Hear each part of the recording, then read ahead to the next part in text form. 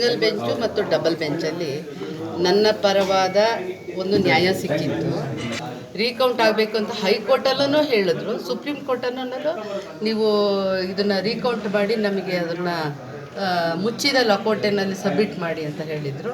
ಇವತ್ತು ಅವರ ಅರ್ಜಿಗಳು ಏನೇನು ಕೊಟ್ಟಿದ್ರು ಅದನ್ನೆಲ್ಲ ವಜಾ ಮಾಡಿದ್ದಾರೆ. ನನ್ನ ಪರವಾದ ಒಂದು ರಿಸಲ್ಟ್ ಬಂದಿದೆ ಅಂತ ನಾನು ಅಂದ್ಕೊಂಡಿದ್ದೀನಿ. ಒಂದು ಓಟು ಏನಾಗಿತ್ತು ಅಂದರೆ ಬಾರ್ಡ್ರಿಂದ ಆಚೆಗೆ ಹಾಕಿದ್ರು. 7-8 ಮತಗಳಿಂದ ನಾನು ಗೆಲುವಾಗಿದೆ ಅಂತ. ಈಗ ನನಗೆ ಹೈಕೋರ್ಟ್ನಲ್ಲಿ ಸಿಂಗಲ್ ಬೆಂಚು ಮತ್ತು ಡಬಲ್ ಬೆಂಚಲ್ಲಿ ನನ್ನ ಪರವಾದ ಒಂದು ನ್ಯಾಯ ಸಿಕ್ಕಿತ್ತು. ಏನೋ ನಾಮಿನಿ ವೋಟರ್ಸು ವೋಟ್ ಹಾಕಬಾರ್ದು ಅಂತ ಇತ್ತು, ಅದರ ನ್ಯಾಯ ಸಿಕ್ಕಿತ್ತು. ಅದನ್ನು ಪ್ರಶ್ನಿಸಿ ಸುಪ್ರೀಂ ಕೋರ್ಟಿಗೆ ಹೋದರು. ಸುಪ್ರೀಂ ಕೋರ್ಟಿಗೆ ಹೋದಂಥ ಸಂದರ್ಭದಲ್ಲಿ ನನಗೀಗ ಸುಪ್ರೀಂ ಕೋರ್ಟಲ್ಲಿ ಆದೇಶ ಮಾಡಿತು, ಏನು ನಮಗೆ ರೀಕೌಂಟ್ ಮಾಡಿ ಅಂತ. ನಾನು ಮೊದಲು ರೀಕೌಂಟ್ ಆಗಬೇಕು, ಆಮೇಲೆ ಬೇರೆ ಫಲಿತಾಂಶ.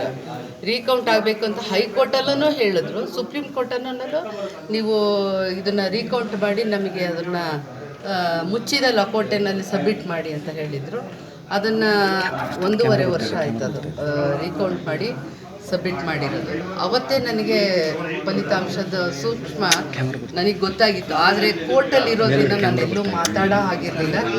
ಕೋರ್ಟಲ್ಲಿ ಒಂದು ಏನು ಇದು ಫಲಿತಾಂಶ ಬರಬೇಕು ಅವತ್ತು ನಾನು ನಿಮಗೆ ಹೇಳ್ತೀನಿ ಅಂತ ಹೇಳಿದ್ದೆ. ಇವತ್ತು ಅದನ್ನು ಆರ್ಡರ್ ಇಸ್ ರಿಸರ್ವ್ ಅಂತ ಹೇಳಿ 3 ತಿಂಗಳಾಯಿತು, 3.5 ತಿಂಗಳಾಯಿತು ಅದನ್ನು ಇಟ್ಟಿದ್ರು.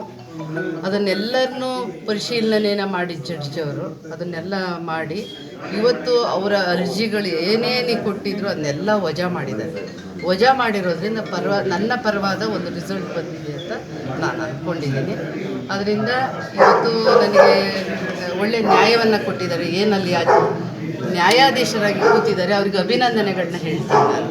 ಯಾಕೆಂದರೆ ನನ್ನ ಪರವಾದ ಒಂದು ಜಡ್ಜ್ಮೆಂಟ್ ಕೊಟ್ಟಿರೋದ್ರಿಂದ ಅವ್ರಿಗೂ ಒಂದು ಅಭಿನಂದನೆಗಳು ಹೇಳ್ತೀನಿ. ಇವತ್ತು ನನ್ನ ಪರವಾಗಿ ನ್ಯಾಯ ಸಿಕ್ಕಿದೆ.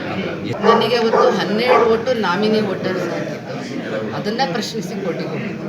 ಅದರಿಂದ ಅದನ್ನು ತೆಗೆದಿಟ್ಟಿರೋದು. ಇನ್ನು ಉಳಿದಿದ್ದು ನಮಗೆ 6 ಓಟು ಮಾತ್ರ ಡಿಫ್ರೆನ್ಸ್ ಇತ್ತು.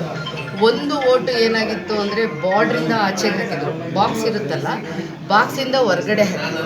ಹಳೆ DC ಅವರಿದ್ರಲ್ಲ ಗಿರೀಶ್ ಅವರು, ಅದನ್ನು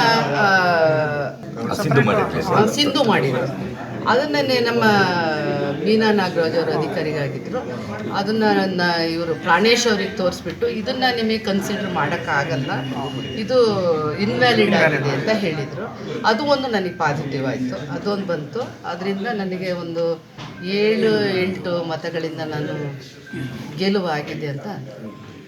ನಮ್ಮ ಕಾರ್ಯಕ್ರಮಗಳನ್ನು ನೀವು ನೋಡ್ತಾ ಇದ್ರೆ ನಮ್ಮ ಚಾನೆಲ್ ಅನ್ನ ಸಬ್ಸ್ಕ್ರೈಬ್ ಮಾಡಿ, ಪಕ್ಕದ ಬೆಲ್ ಐಕಾನ್ ಒತ್ತಿ ನಮ್ಮನ್ನ ಬೆಂಬಲಿಸಿ. ಹಾಗೆ ನಮ್ಮ ಕಾರ್ಯಕ್ರಮಗಳನ್ನ ಲೈಕ್ ಮಾಡಿ, ಕಮೆಂಟ್ ಮಾಡಿ, ಅದನ್ನ ಬೇರೆಯವರಿಗೂ ವಾಟ್ಸ್ಆಪ್ ಮೂಲಕ ಶೇರ್ ಮಾಡಿ. ನೀವು ಹೀಗೆ ಮಾಡಿದಾಗ ನಮ್ಮ ಚಾನೆಲ್ ಇನ್ನಷ್ಟು ಮತ್ತಷ್ಟು ಜನರಿಗೆ ತಲುಪಲು ನೀವು ನಮ್ಮೊಂದಿಗೆ ಸಹಕರಿಸಿದ ಹಾಗಾಗುತ್ತೆ. ಇದು ನೀವು ಯಾವುದೇ ಖರ್ಚಿಲ್ಲದೆ ಕೆಲವೇ